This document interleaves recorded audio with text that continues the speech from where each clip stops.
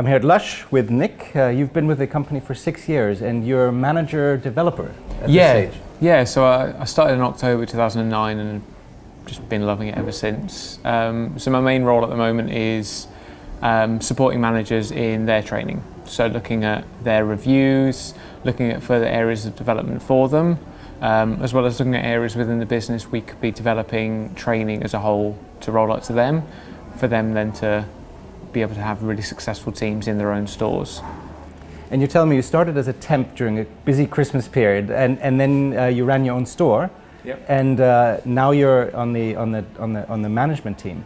Is that a traditional career trajectory? We've seen that work in a lot of different departments. There are many people in various different departments, whether you're talking about the support teams, press team, design, even areas like accounts and finance, who have begun in stores, who have taken on maybe a temp role or a supervisor position, something similar like that, because they started off as customers and then they love the company from the outside. And you're growing quite fast. You're now in 49 countries. How has the people side of the business kept up with that pace of change?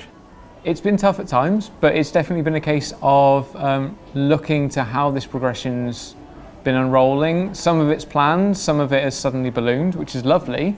But it has been a case of making sure that we have recruited right for the support teams. We're looking at what the managers, listening to what the managers, listening to what the different teams are needing, and looking into how we can be supporting them, whether it's through development, whether it's through something like people support or well-being, so making sure that the teams are happy because they're working in safe environments. Looking at, as things get bigger, what training they need, like how do we support them in terms of recruitment. So as sales grow, as the business grows, we need to have more teams in the stores to really ensure that every customer coming through gets the perfect experience in every store. So if you're having loads and loads of people come through that door, you need those extra people. So to what degree does the Lush brand, if you talk about it in those terms, how does it find its way into development? Do you have a concrete example of that? In terms of like developing individuals or as it is, well, I mean, if we start with recruitment, because that's how you're getting everybody on board, it's very much looking at the right person for the right shop. So before we go into the whole interviewing stage of recruitment, we'd be looking at what that store needs, what that store is. So I mean, we're in Oxford Street right now. The person that would suit here, the kind of staff that would suit here, maybe might not be ideal for another store, and vice versa. So we ensure that we're getting that right person from the very get-go to suit the store itself. Things like conversations, interacting with customers, we'll never give them a script of exactly what to say, because every single person that comes through that door is different, and that's what we want to celebrate, and that same goes with our teams. How does the brand travel? How does the concept behind Lush travel around the world? What are some maybe success stories and maybe where the brand might have taken a bit longer to get traction? Well, I mean, it's worked really well. Whereas obviously we're very much customer focused and we like to do things like the demos we do with it. The whole idea is to replicate that whole experience the customer's going to have at home. So we do like to get hands-on and get products onto the skin to show them how they work, how they feel. Some of the products here are incredibly innovative, so that's why we need to get hands-on. In some countries that might not be the norm, that might not be part of the culture. So we need to work out that balance in that case of that, not quite a compromise, but working out how best to ensure that we are still giving that Lush experience, but still recognising that certain cultures want different things. You told me you don't have a marketing department, you don't have a traditional HR department. What kind of substitutes for that, or how do you build a brand if not through traditional marketing? Well, I think like to go back to the start, where we grew from was very much it still is a family-run business. But in that case, it was just growing, and as the company evolved, then steps were made to work into it. So rather than looking into maybe the structures that were already in place for corporate businesses, thinking, right, we need a marketing department, we need an HR department. As those issues arose, we evolved, we grew, we came up with it. So for example, with HR, we have a separate recruitment team. So for the UK, that's 2 people. Over Europe, it's more like it's about 5 or 6 people as a whole in individual countries, or maybe covering a couple of them. We have a group called People Support. So that's looking very much into the well-being of the teams. We have a facilities department, so that's kind of health and safety as well as well-being, so making sure that the environments are safe.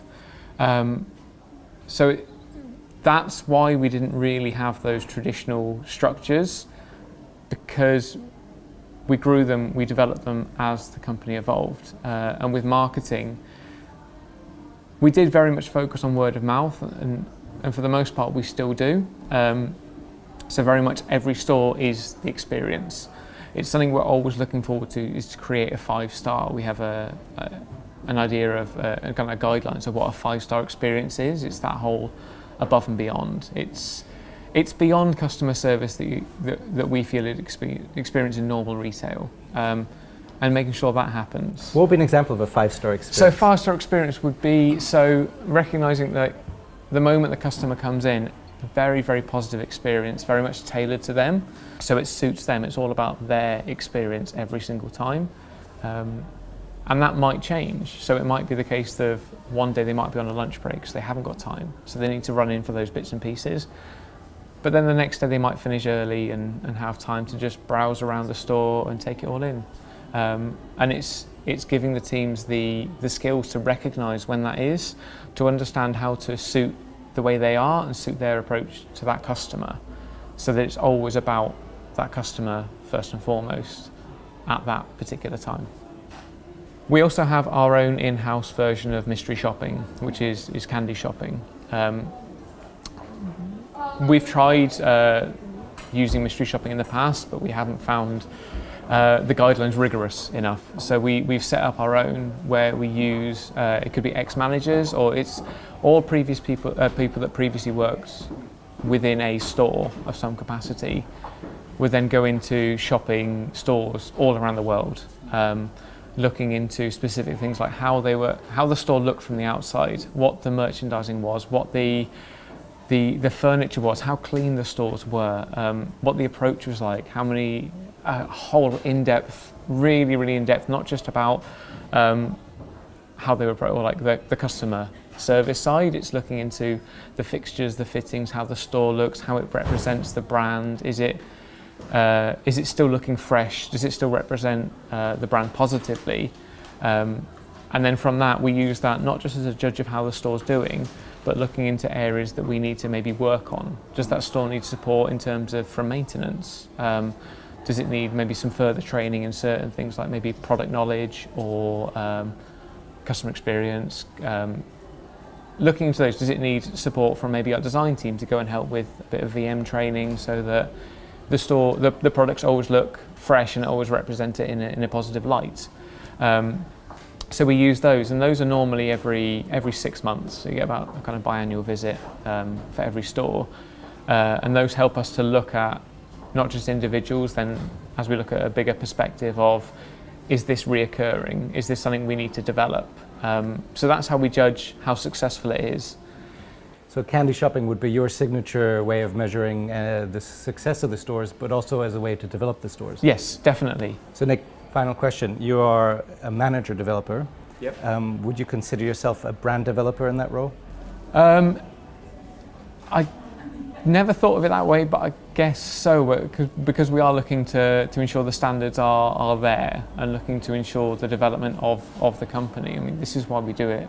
This is why the passion's there, because we want the company to be successful, not just financially, but because it does allow us to then support greater charities to work on even bigger and better campaigns that we can then develop and support those based on our popularity as it is at the moment. So having never thought of it that way, I guess, yeah, I am also a brand developer, yeah, working to ensure that LUSH is successful. Thank you for your time, Nick. No problem, thank you.